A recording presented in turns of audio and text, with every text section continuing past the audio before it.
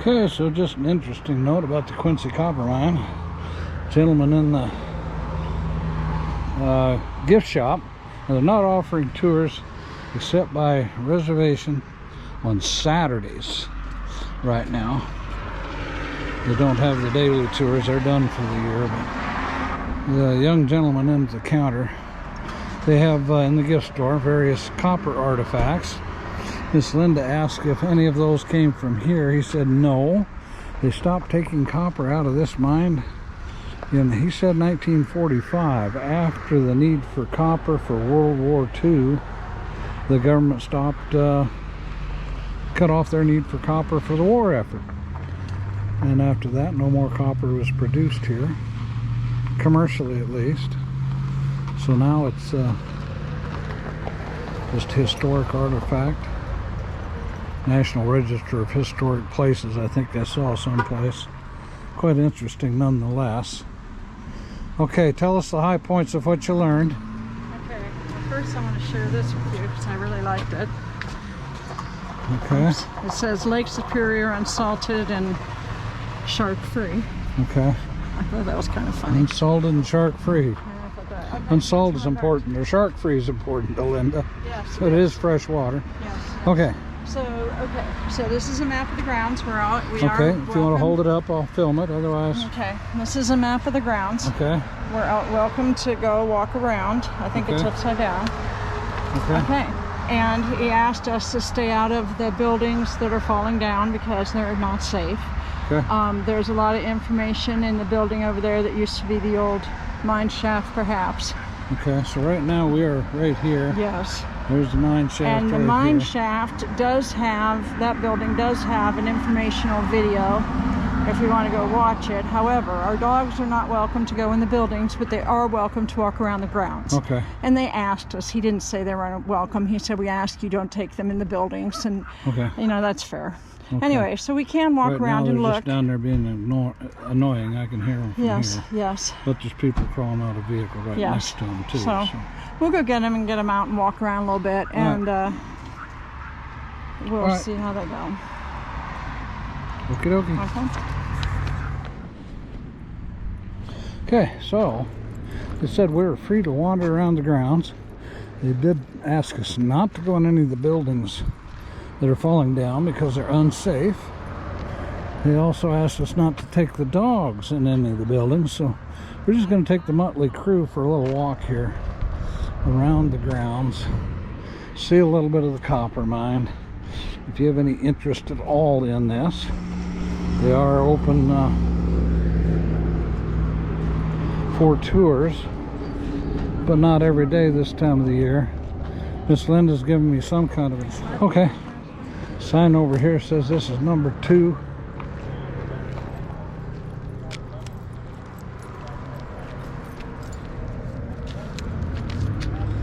Number 2 shaft rock house. Looks like this is probably a huge piece of copper ore sitting out in here. Guy inside did say there's a informational video inside here, but we're just going to peek in and move on. Copper boulder donated by Jim Vivian Jr. and Jim Vivian Sr. It's a rock with a lot of copper in it.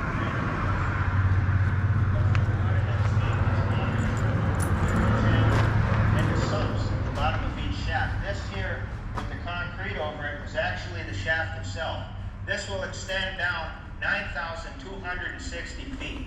But that last 60 feet is the sump of the rest of it. Come on, Sparky.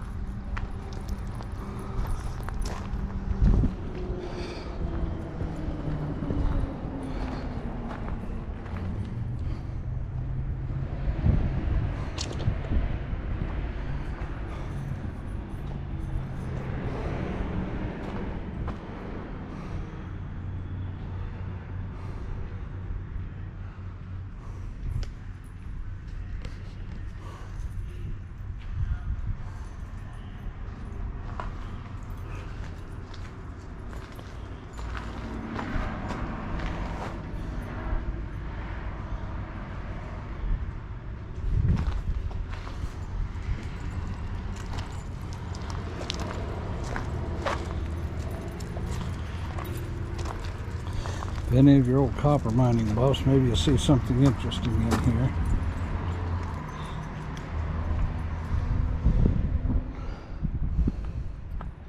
Looks like this had electric motors to run drive wheels on it. From the looks of all the cabling and everything on it. Kind of like a modern locomotive, diesel engines with electric generators to run the wheels.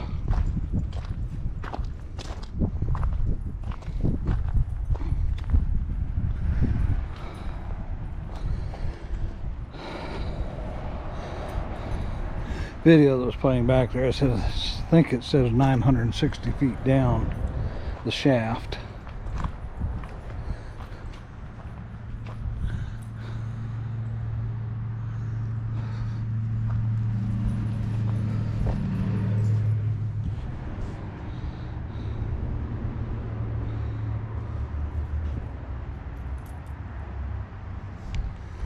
Don't know what any of this is. We're standing outside what is labeled 1882 hoist house. And it looks like it was a blower of some kind there.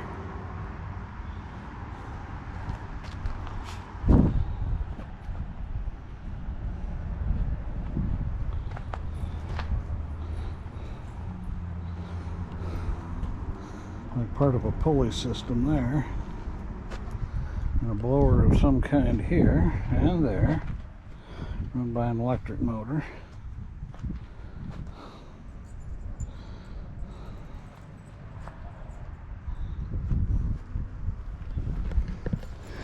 Various old pieces of machinery scattered around the grounds here as it wore out. This looks like it might have been well, I don't know.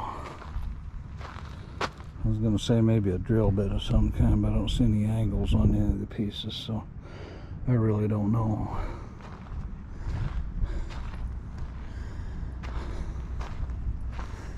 From the looks of these, I think they were set up just for display. Don't know how they would have served a useful purpose like that. More electric motors. The size of those switch points.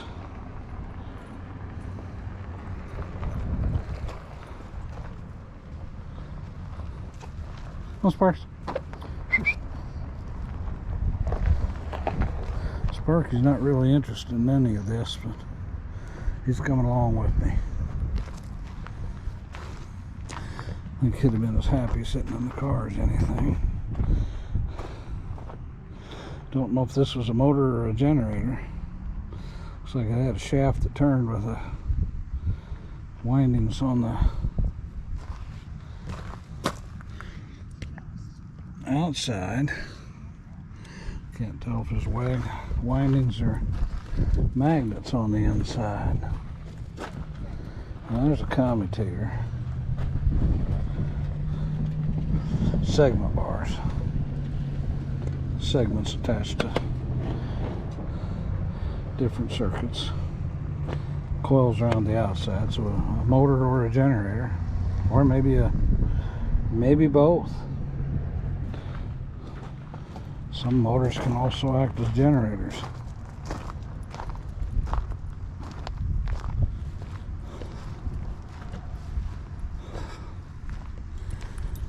An old piece of steam equipment of some kind.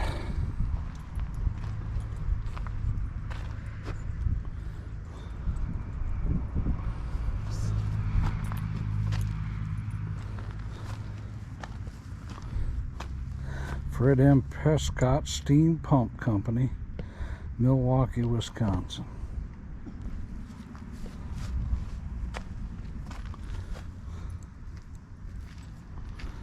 Here, let me have him. We're going to get the car and meet you down there, because he and I talked about it and we don't want to walk back up the hill. All right. Come on, everybody with me. Come on, kids. Come on. Another electric blower. Electric motor on it and a blower wheel inside.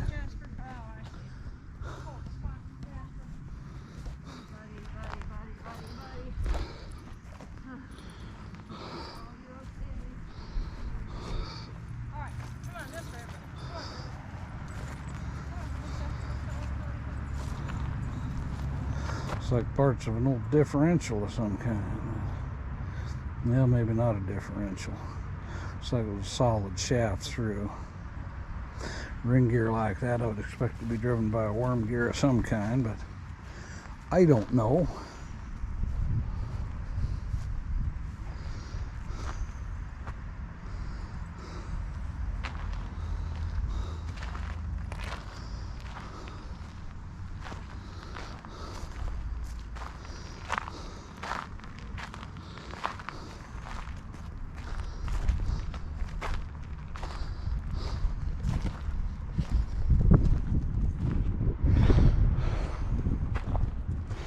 But at one time, some of this was some pretty expensive equipment relative to the economy at the time.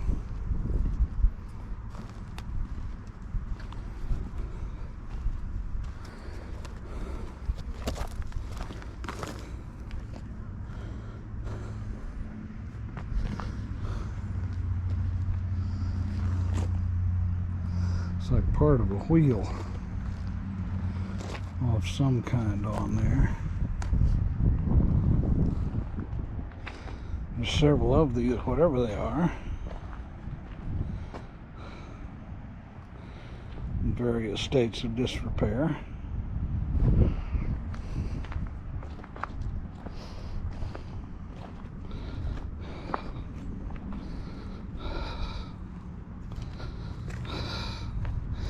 The history of Houghton and Hancock and the Upper Peninsula of Michigan.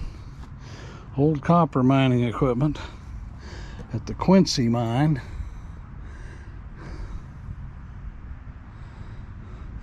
On the hill up from Hancock, Michigan.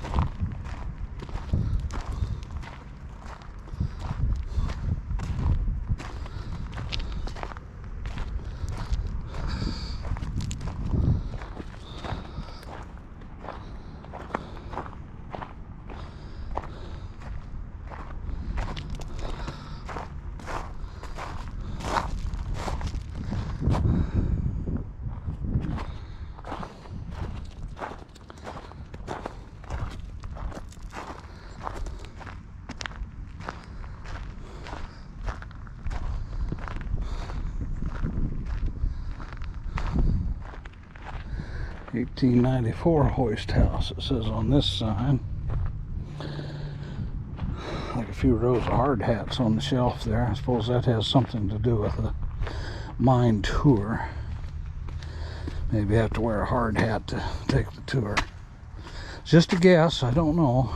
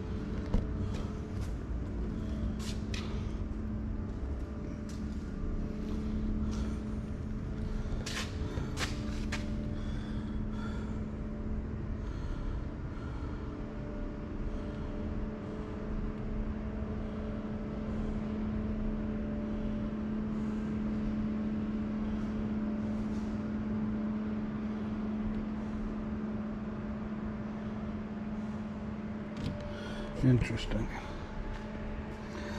Coal dock in Mason on average and 6,900 tons of coal per month.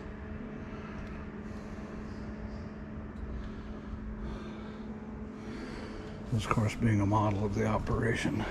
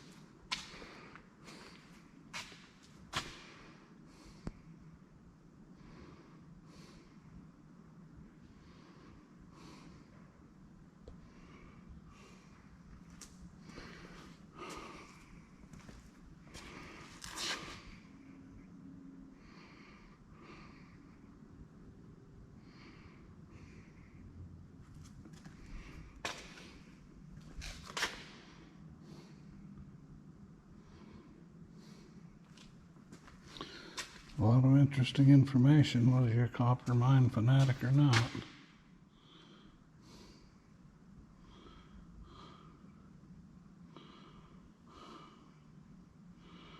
The world's largest steam hoist.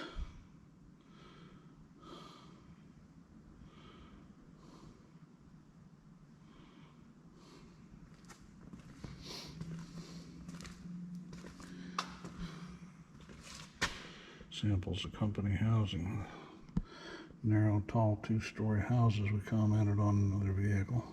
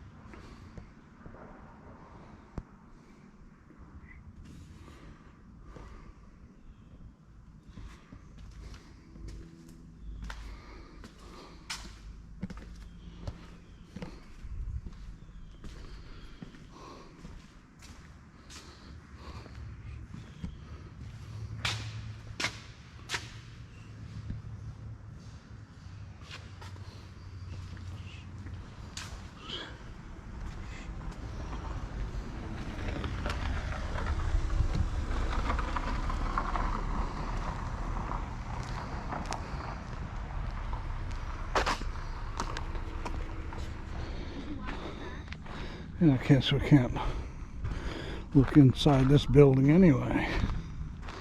Hoist house, it said.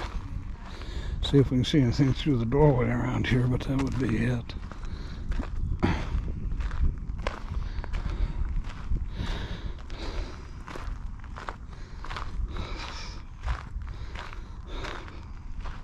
Yeah, I can't really see anything from here. That's the building we were just in right there. Boiler house, the roof is gone. Okay, over here's the remnants of the railway.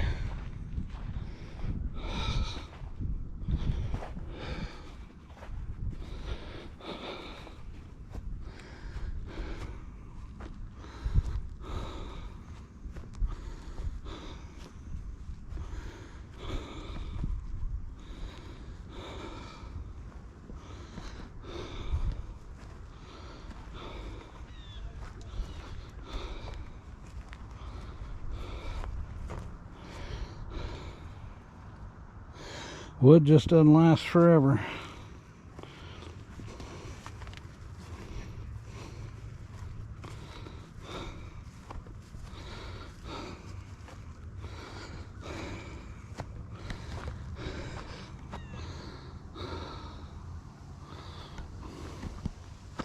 Cogwheel Railway. I think it said this was opened in the 1990s sometime.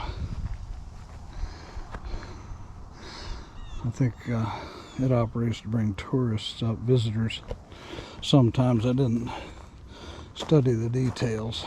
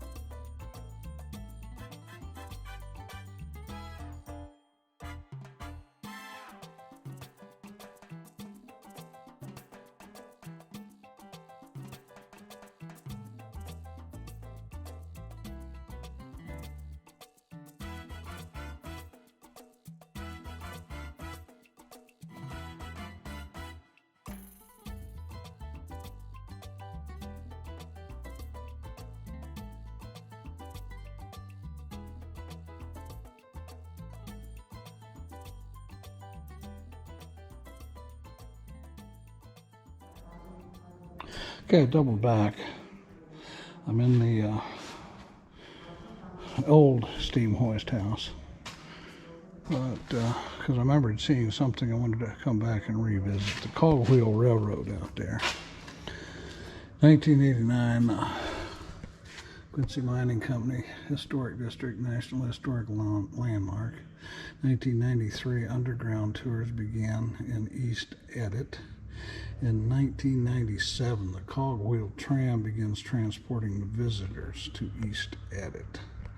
Okay, so we saw the Cogwheel Railroad out there. I just wanted to come back and revisit that briefly. There's a picture of the tram cars for it. It's not running today, but I just wanted to add that to what we had seen so far. So there's a basic map of the area. Hancock, Houghton, the smelter is down there, Copper Range Railroad.